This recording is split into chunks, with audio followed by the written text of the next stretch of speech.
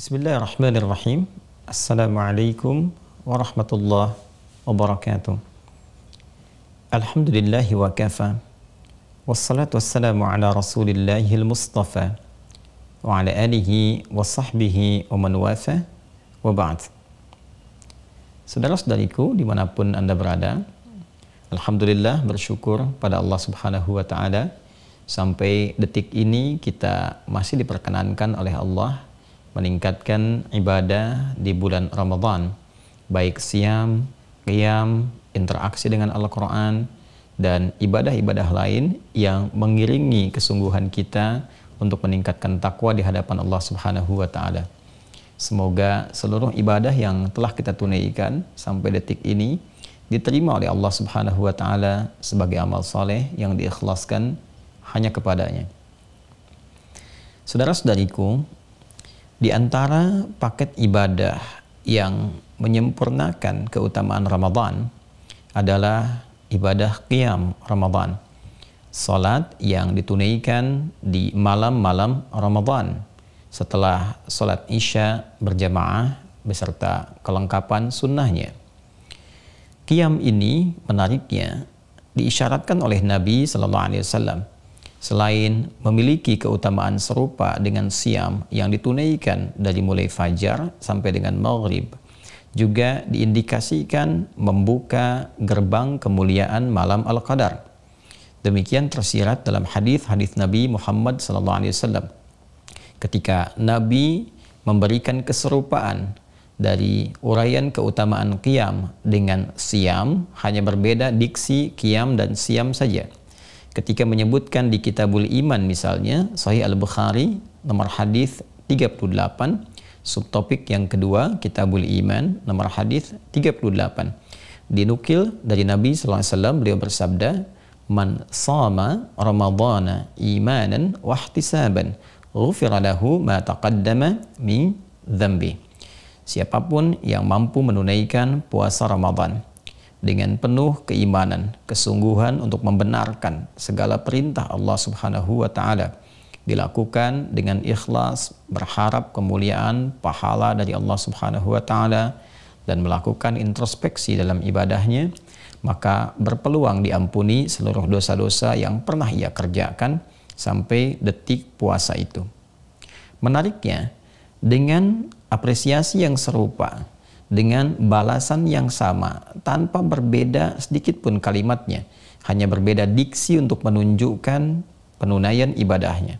Bila di siang itu siam, maka yang ini di malam qiyam. Nabi bersabda, "Man qama Ramadhana imanan wa ihtisaban, ghufira lahu ma taqaddama min dzambi." Siapa yang menunaikan qiyam di malam-malam Ramadan, bila di siangnya batas dari fajar sampai dengan maghrib ada siam, maka di malamnya batas dari ba'da isya, setelah menunaikan sholat isya dan sholat rawatib yang mengiringinya, kemudian ditunaikan qiyam, ibadah di malam-malam Ramadan berbentuk sholat itu, maka siapapun yang menunaikannya dengan penuh keimanan karena Allah, ditunaikan untuk membenarkan kewajiban yang Allah tetapkan kepada kita, berharap pahala, kemuliaan darinya, tunaikan dengan tulus, kita berintrospeksi di dalamnya, maka berpeluang mendapati seperti apa yang Allah anugerahkan dalam konteks ibadah siam. Ghufira lahu ma taqaddama min dzambi. Maka Allah akan berkenan mengampuni dosa-dosa yang ia lakukan sampai detik dia menunaikan ibadah qiyam itu. Menariknya, ibadah di malam-malam Ramadan ini diisyaratkan oleh Nabi bisa menjadi indikasi terbukanya malam Al-Qadar. Karena itu di dalam hadis Sahih Muslim di topik yang ke-6, Kitab Salatil Musafirin wa Qasriha, nomor hadis 760, ketika Nabi SAW langsung menggabungkan ibadah siang dengan malam dan diberikan isyarat malam Al-Qadarnya. Nabi menyampaikan, "Man shama Ramadhana imanan wa ihtisaban, ghufira lahu ma taqaddama min dzambi wa man qama lailatal qadri imanan wa ihtisaban, ghufira lahu ma taqaddama min dzambi." Jadi di satu sisi Nabi SAW menyebutkan bahwa ibadah malam itu disebut dengan qiyam Sisi lain, beliau menegaskan bahwa qiyam itu juga disifati oleh Nabi SAW di antara malamnya bisa jadi berbentuk malam Al-Qadar, bernilai malam yang lebih daripada 1000 bulan pahalanya. Man qama lailatal qadri. Jadi ternyata ibadah qiyam itu disebutkan oleh Nabi kalau konsisten dilakukan, konsisten dikerjakan. Boleh jadi di antara sekian malamnya itu salah satunya adalah malam Al-Qadar. Dan pembukanya dimulai dari sejak ba'da isya. Karena itu di hadis lain disebut man qama Ramadan, siapa yang menunaikan qiyam Ramadan, sedangkan qiyam dibuka ba'da isya. Dan itu disebut oleh Nabi di hadis lain, di hadis Muslim nomor hadis 760, juga di Al-Bukhari dikonfirmasi sebelumnya nomor hadis 1910 disebutkan man qama lailatul qadri. Sedangkan malam Al-Qadar dibukanya dari waktu malam sampai menjelang fajar. Inna anzalnahu fi lailatul qadar. Demikian di Quran surah 97 Al-Qadar ayat pertama itu. Demi keagunganku kata Allah, sungguh kami menurunkan Al-Quran itu di malam Al-Qadar. Kalimatnya menggunakan kata lailah, malam yang istimewa. Sedangkan malam berlangsungnya dari ba'da isya. Malam Al-Qadar ditutup di ayatnya itu di surah Al-Qadar dengan kalimat salamun hiya. Malam Al-Qadar itu hatta matla'il fajr. Ya, sampai dengan tibanya waktu subuh, sampai menjelang subuh di batas akhirnya yaitu waktu sahar, matla'il fajar. Jadi ada kesempatan orang-orang yang menunaikan qiyam Ramadan itu berpotensi mendapatkan malam Al-Qadar karena dia menunaikan ibadah di pembuka malamnya. Sedangkan malam Al-Qadar bisa berlangsung sampai dengan menjelang fajar. Nah, teman-teman sekalian, bagaimana tanda orang yang mendapati malam Al-Qadar itu? Selain doa yang pernah kita bahas dari Sayyidah Aisyah radhiyallahu taala anha ketika merasakan itu sebagai malam yang berbeda, malam yang utama, kemudian memohon kepada Nabi diberikan petunjuk tentang doa yang ingin dibacakan. Dan itu telah kita tuntaskan di pertemuan sebelumnya. Sekarang kita beralih bagaimana rasanya seseorang ketika mendapatkan suasana malam Al-Qadar. Maka Allah menegaskan di dalam Quran surah ke-97 di penutupnya dengan mengatakan salamun hiya hatta matla al-fajr. Salam. Ciri orang yang mendapati malam Al-Qadar itu dia mendapatkan suasana yang salam. Tenang, teduh, damai, tentram. Bahkan ada citra alam semesta yang digambarkan oleh para mufassir. Seperti Al-Imam Ibnu Katsir misalnya dalam tafsirnya Al-Quranil Azim. Atau dikenal dengan tafsir Ibnu Katsir. Mengilustrasikan, memberikan tafsiran bahwa saking banyaknya malaikat yang turun. Dari kata tanazzalul malaikah.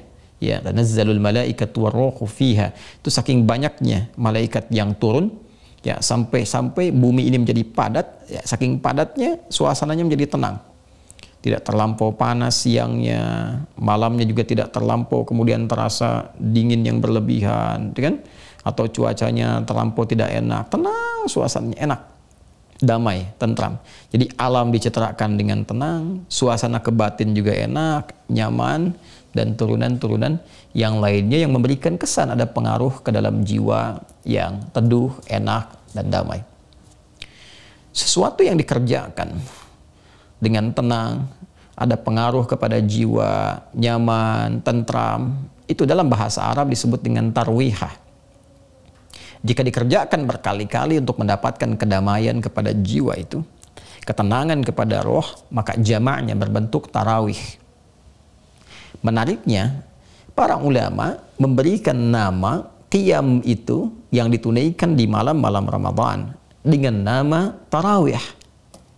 Kita lihat misalnya Al-Imam Muslim dalam kitab Sahih beliau di topik yang ke-6, kitab Salatil Musafirin wa Qasriha, subtopik yang ke-25. Itu beliau berikan nama subtopiknya dengan Babut Targhib fi Qiyam Ramadan wa huwa tarawih. Bab motivasi anjuran untuk menunaikan Qiyam Ramadan, dan Qiyam Ramadan itu adalah tarawih kata beliau. Ya, jadi beliau memberikan sifat besar kepada kita, nama yang sangat penting, yang sekaligus bukan sekedar nama, tapi memberikan sebuah isyarat tentang makna qiyam itu dari mulai penunaian sampai dengan potensi-potensi terkait dengan malam Al-Qadar. Karena di subtopik ini, subtopik ke-25, disitulah kemudian hadir nomor 760 dari hadis yang diriwayatkan oleh beliau tadi tentang man qama Lailatul Qadri, siapa yang bangun di malam Ramadan untuk mengejar malam Al-Qadar. Tema besarnya, subtopiknya disebut oleh beliau babu targhib fi qiyam Ramadan wa huwa tarawih. Kenapa muncul nama tarawih ini? Apa kaitan dengan qiyam Ramadan? Seperti apa kemudian penunaiannya? Apa hubungan dengan malam Al-Qadar?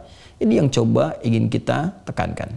Penamaan tarawih yang pertama seakan memberikan kesan bahwa terkait penunaian sholat ini, maka tunaikanlah dengan sifat tarwihah.